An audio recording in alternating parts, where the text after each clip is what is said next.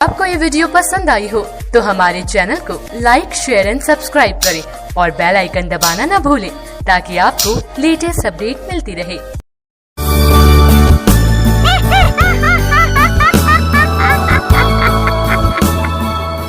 शुभम एक शहरी लड़का था।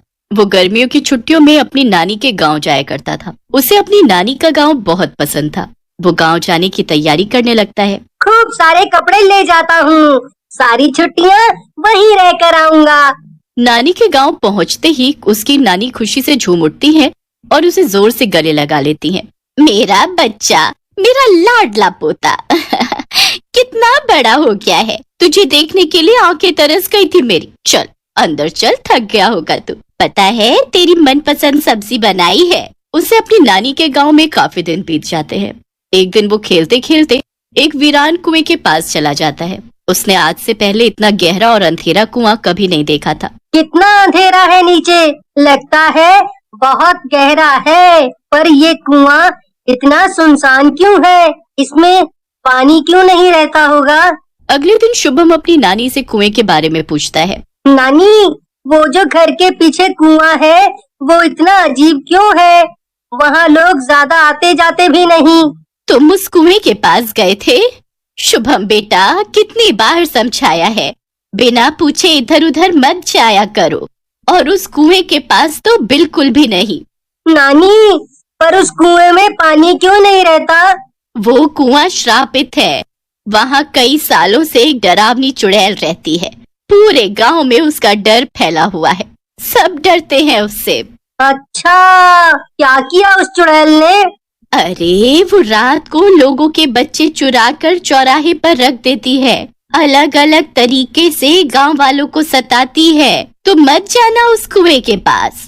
शुभम पूरी रात उस चुड़ैल के बारे में सोचता रहता है। अगले दिन वो अपने दोस्तों के साथ खेल रहा होता है तो उसके दोस्त उसे बताते हैं। शुभम, तुम्हें पता है उस शापित कुएं के बारे में? हाँ, थोड़ा बहुत। नानी ने वहाँ जाने से मना किया है। लोग कहते हैं कि वहाँ चुड़ैल रहती है, बहुत डरावनी चुड़ैल। तुम जानते हो उसके बारे में? हाँ, मेरे पापा ने तो देखी भी है। वो अमावस्या की रात को पूरे गांव में घूमती है। उस रात कोई बाहर नहीं निकलता। शुभम कुछ नहीं कहता, पर उसके मन में कई सवाल चल रहे होते हैं। वो कुएं के बारे में और भी जानना चाहता था, पर नानी ने उसे वहां जाने से मना किया था। रात को जब नानी और बाकी लोग सो जाते हैं तो शुभम चुपके से घर से बाहर निकल जाता है और कुएं के पास चला जाता है।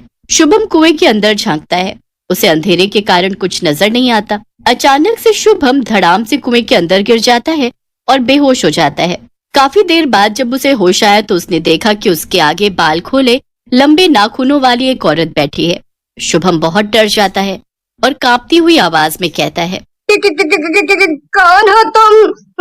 मुझे जाने दो, मुझसे गलती हो गई, मुझे जाने दो।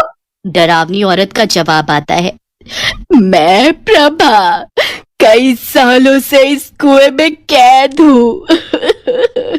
कई सालों से इसी आशा में हूँ कि आखिर कोई तो होगा जो मुझे इस कैद से आजाद कराएगा और इंसाफ दिलाएगा। कैसा इंसाफ? सालों पहले की बात है। मैं भी एक आम इंसान थी, पर मेरा पति मुझे दहेज के लिए रोज सुनाया करता था। वो शराब पीकर आता और मुझ पर जुल्म करता। मैंने जब इसके खिलाफ आवाज उठानी चाही तो उसने मेरी हत्या कर दी और मेरी लाश इस कुएं में फेंक दी। तब से लेकर आज तक मैं रोज लोगों से रो रो कर इंसाफ की भीख मांगती हूँ, पर लोग मुझे एक श्राप समझते हैं, मुझसे डरते हैं। तुमने कभी किसी से कहा क्यों नहीं? तुम्हारे पास तो शक्तियाँ है ना, तो तुम अपने पति की सच्चाई सामने ला सकती हो। हाँ, पर लोग मेरी बात ही नहीं सुनना चाहते। वो मुझसे डरते हैं।